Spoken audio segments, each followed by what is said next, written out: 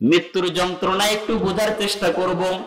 আল্লাহর নবী সাল্লাল্লাহু আলাইহি ওয়াসাল্লাম যখন আজরাইল চলে আসলো, এবার আল্লাহর নবী ডাক দিয়ে বলে, ভাই আজরাইল, আমার জান কবজ করার জন্য আমি তোমারে অনুমতি দিলাম। শুধুমাত্র আল্লাহর নবীর এই সিনা মোবারকে শুধু হাতটা রেখেছে।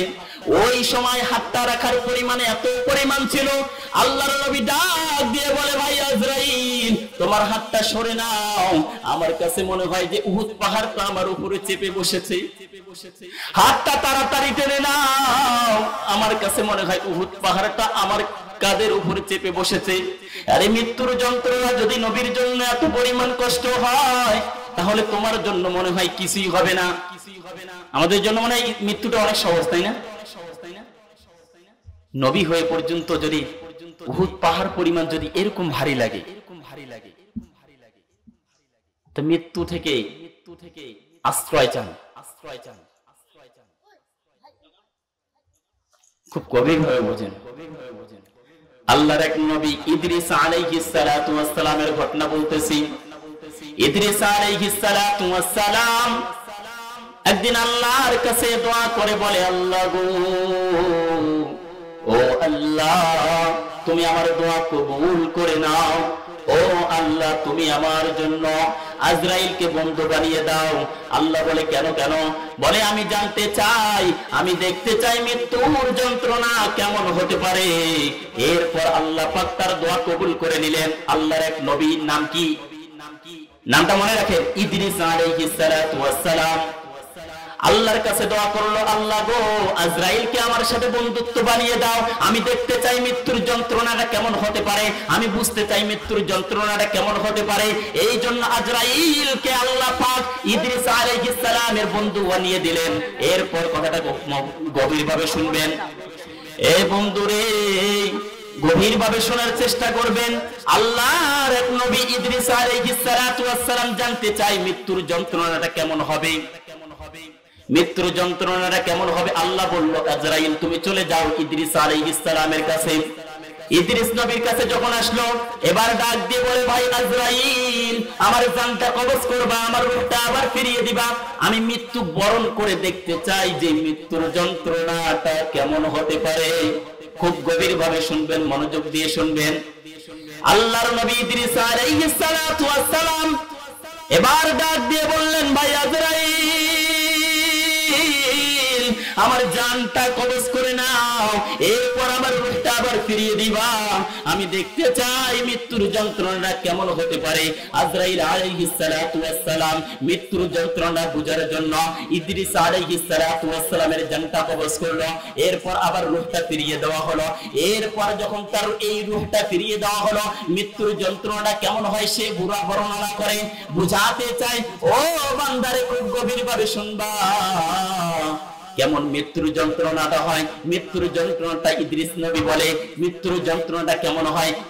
জীবন্ত যদি ছাগলের চামড়া যদি খালা হয়, জীবন্ত ছাগলের চামড়া যদি খালানো হয়, এরপর যদি লবণ লাগানো হয়, জীবন্ত ছাগলের চামড়া যদি খালানো হয়, এরপর যদি লবণ লাগানো হয়, যেই রূপ পরিমাণ কষ্ট হয়, ওই রূপ পরিমাণ মৃত্যু ব্যক্তির জন্য কষ্ট হয়। কথা কি বোঝা যায়? মৃত্যু এত সহজ, খুব সহজ মনে করছি আমরা।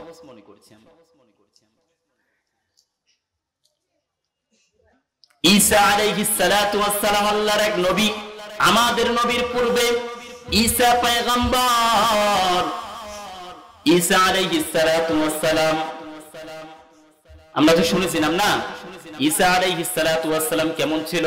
তার একটা মুআজিজা ছিল, মৃত ব্যক্তিকে সে জীবিত করতে পারত।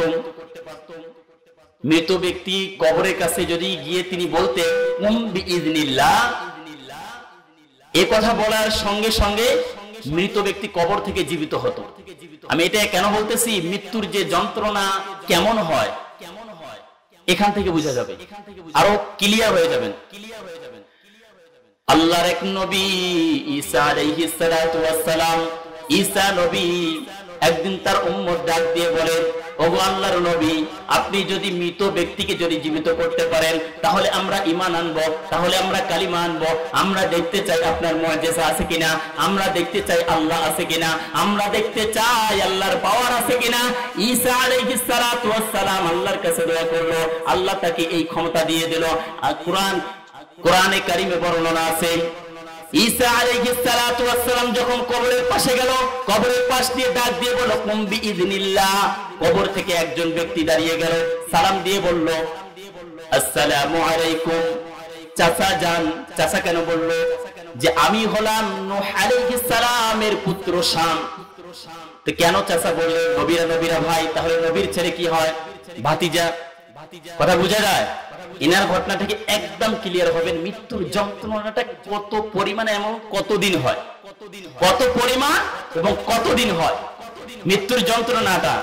যখন ঈসা আলাইহিস সালাম তাকে যখন জীবিত করলো, জীবিত করার পর তার কাছে ডেসক্রিপশন জানতে চাইলো, তো তোমার জীবনের ঘটনার মধ্য থেকে আমাদেরকে দুইটা ঘটনা বলো, আশ্চর্যজনক যে ঘটনাগুলো আমাদেরকে বলো। তো সে বলল যে আমার জীবনের যে কষ্টদায়ক যে আশ্চর্যজনক ঘটনা হলো এটাই, মৃত্যুর সময় যখন আজরাইল আলাইহিস সালাতু ওয়াস সালাম আমার রূহটা যখন বের করবে, আমার রূহটা বাহির করার সময় যে কষ্ট হয়েছে, আজ থেকে 4500 বছর হয়ে গেল, অতিবাহিত হয়ে গেল। ওই কষ্ট, যে কষ্ট আমার হয়েছিল, ওই কষ্টের যন্ত্রণাটা আজও আমার যায় নাই। 4500 বছর চলে গেছে, আজ পর্যন্ত মৃত্যুর যে যন্ত্রণা যে কষ্ট ওই সময় আমার হয়েছিল আজও আমি ভুলি নাই। কথা কি বোঝা যায়? মানে আর একটা আমাদেরকে আশ্চর্যজনক ঘটনা শোনাও। আমাদের শরীরে 360টা জোড়া আছে না? যে আমার আর একটা আশ্চর্যজনক ঘটনা হলো এটাই, যে মৃত্যুর সময় আমাকে যে পিটাইছিল, এই 360 জোড়া যে জোড়াগুলো আছে এখনো আমার ব্যথা করে, মনে হয় এখনো আমাকে পিটাইতেছে। এরকম যন্ত্রণা অনুভব হয়। মৃত্যুর সময় 4500 বছর কেটে গেছে, এখনো আমার মনে হয় আমাকে যে পিটাচ্ছে, আমার মনে হয় এত কষ্ট ওই সময় আমি পাইছি, আজও আমি ভুলি নাই। তাহলে আমার আপনার মনে একদিনে সব শেষ হয়ে যাবে নাকি? মনে করেন যে মরলাম তো শেষ, মাটি দিবে শেষ। জীবনটা এত সহজ নয়, জীবনটা এত সহজ নয়। সুম্মা লাতুসআলুন্না ইয়াওমাইদিন আনিন নাঈম। আল্লাহ আপনার প্রতিটি নিয়ামত সম্পর্কে জিজ্ঞাসা করবে। যা যা নিয়ামত পাইছো আল্লাহর এই জমিনে, চোখ পাইছো, কান পাইছো, বিবেক, আকল, সম্পদ, সন্তান, সন্তানাদি যা পাইছো, যত নিয়ামত পাইছো, সব নিয়ামত সম্পর্কে জিজ্ঞাসা করবে কে? কে জিজ্ঞাসা করবে?